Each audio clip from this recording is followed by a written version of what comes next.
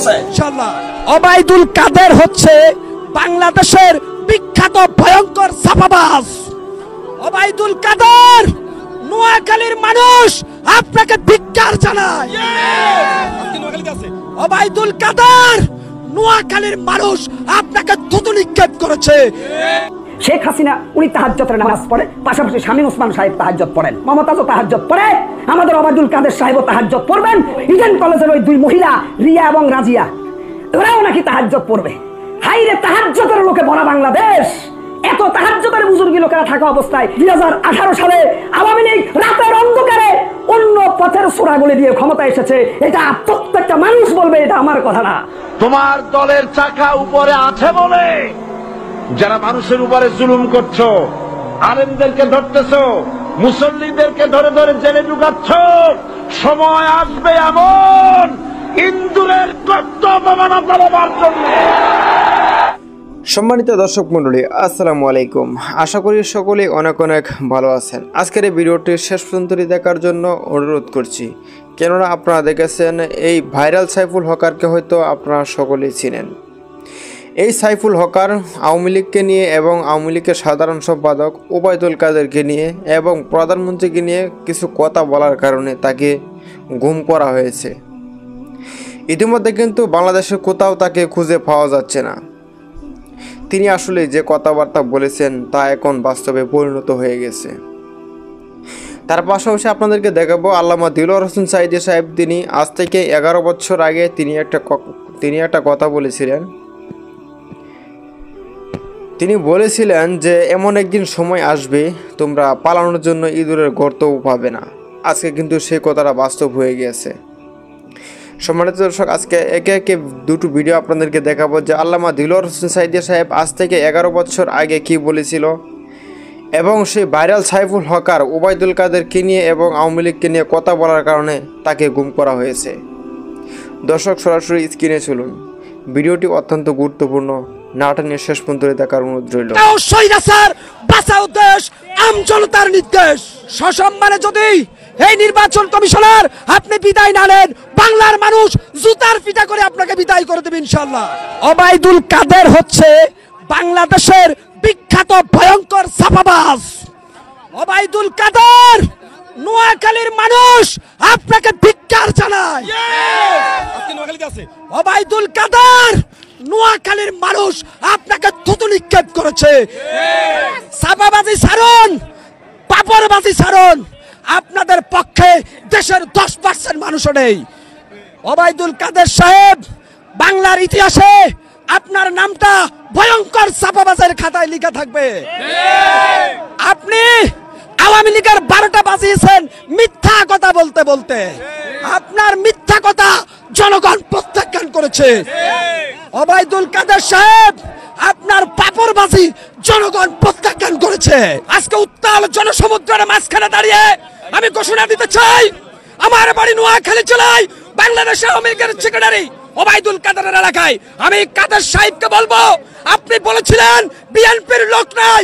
মাননীয় ওবায়দুল কাদের সাহেব, আজ দেখুন ঢাকা শহরের রাজপথে উত্তাল জনসমুদ্র। তাদের দাবি একটা, পেয়ার নির্বাচন। আজকে তাদের দাবি একটা, একটি নিরপেক্ষ নির্বাচনকালীন সরকার। আজকে কাফনের কাপড় বেঁধে বাংলার মানুষ রাজপথে নেমেছে তাদের ভোটের অধিকার প্রতিষ্ঠিত করার জন্য। প্রিয় ভাইরা, আপনারা কি দেখেছেন? গুলশান 17 আসনে কিছু আওয়ামী লীগের দুষ্কৃতকারী গুন্ডারা হিরো আলমকে মেরে রক্তাক্ত করেছে। পরবর্তীতে জানতে পারলাম সবাই গোপালগঞ্জের লোক, শেখ হাসিনার বাড়ির লোক। আজকে জেগেছে জনতা, জেগেছে দেশ, পথ হারাবে না বাংলাদেশ। আজকে পুলিশ প্রশাসনের বাইদের বলে দিতে চাই, এখন থেকে ভোটচোর, ভোট ডাকাত, স্বৈরাচার, অবৈধ ক্ষমতা দখলদারের পাহারা বন্ধ করুন। জনতার দাবি স্বৈরাচারের পদত্যাগ। আজকের এই রাজপথ থেকে জনগণ এক উচ্চারিত আওয়াজ তুলেছে, স্বৈরাচারের পদত্যাগ। তাই ওবায়দুল কাদের সাহেব তালবাহানা বাদ দিয়ে জনগণের কষ্টের কথা বুঝে নির্দলীয় নিরপেক্ষ সরকারের অধীনে একটি সুষ্ঠু নির্বাচনের ব্যবস্থা করেন, না হলে বাংলাদেশে আওয়ামী লীগের কোন নেতা রাজপথে খুঁজে পাওয়া যাবে না। সেই সময় আসতেছে। তাই আমি বলবো, হটাও স্বৈরাচার, বাঁচাও দেশ আমজনতার নির্দেশ। ইনশাআল্লাহ ইনশাআল্লাহ সময় এসে গেছে, বাংলাদেশের বর্ষর এমপি মন্ত্রীরা পালিয়ে যাওয়ার ব্যবস্থা হয়ে গেছে ইনশাআল্লাহ। তাই আমি বলবো, নির্বাচন কমিশনার আপনি বিশ্ব ভাইয়া, নির্বাচন কমিশনার আপনি সরকারের পাঁচটা গোলাম, আপনার অধীনে এদেশের মানুষ আর নির্বাচন দেখতে চায় না। অতএব সসম্মানে যদি এই নির্বাচন কমিশনার আপনি বিদায় না নেন, বাংলার মানুষ জুতার পিটা করে আপনাকে বিদায় করে দেবে ইনশাআল্লাহ।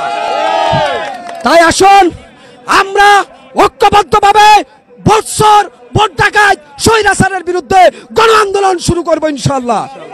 বর্তমানে সাধারণ মানুষ নাবিশ্বাস উঠে গেছে। চাল, ডাল, তেল, কাঁচামরিচ, পেঁয়াজ সবকিছুর দাম আজকে আকাশ ছোঁয়া। কারণ তথাকথিত আওয়ামী লীগের মন্ত্রী এমপিরা কোটি কোটি টাকা বিদেশে পাচার করে দিয়েছে। তারা আবারও 2024 সালে ভোট চুরি করে ক্ষমতা আসার জন্য আরেকটা মির্জাফরকে নির্বাচন কমিশনারের পদে বসাইছে।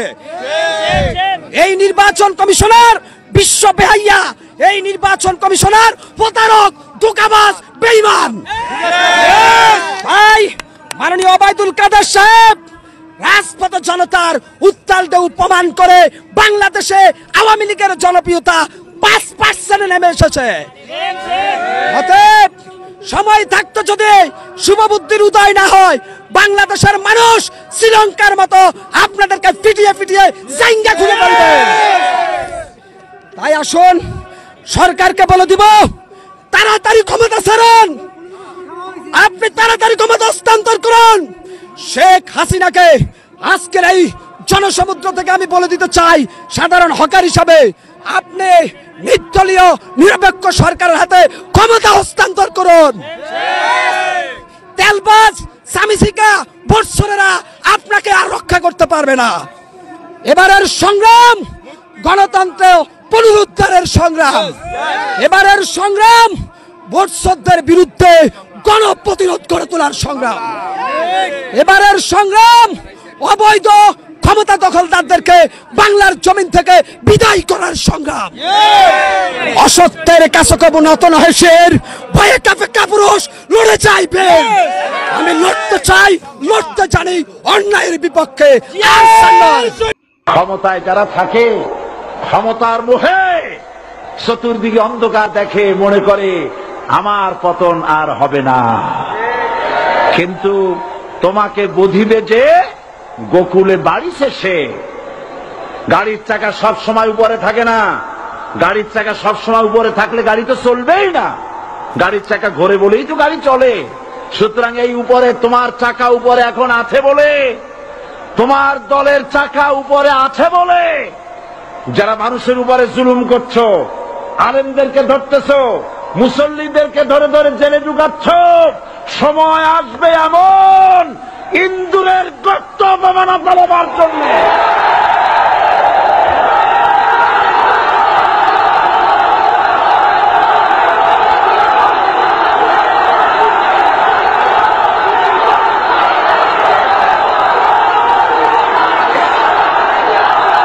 আবু জাহেলের গোষ্ঠী, আবু জাহেলের গোষ্ঠী মনে করেছে সোজা আঙ্গুলে ঘি যখন উঠলো না, আঙ্গুল বাঁকা করতে হবে। শুরু হয়ে গেল অত্যাচার। তিনি সত্য কথা বলার কারণে সেই হকারকে কিন্তু গুম করা হয়েছে। ইতিমধ্যে আরও দেখেছেন আল্লামা দিলওয়ার হোসেন সাইদি সাহেব আজ থেকে 11 বছর আগে তিনি বলেছিলেন, ক্ষমতার বড়াই করো না, ক্ষমতা বেশি দিন থাকবে না। আজকে কিন্তু সে কথা তার বাস্তবতা পূরণ হয়ে গেছে। কিন্তু আমাদের মাঝে নেই আল্লামা দিলওয়ার হোসেন সাইদি সাহেব। দর্শক, আজকের এই ভিডিওটি এই পর্যন্তই। দেখা হচ্ছে পরবর্তী কোনো ভিডিওতে। আসসালামু আলাইকুম।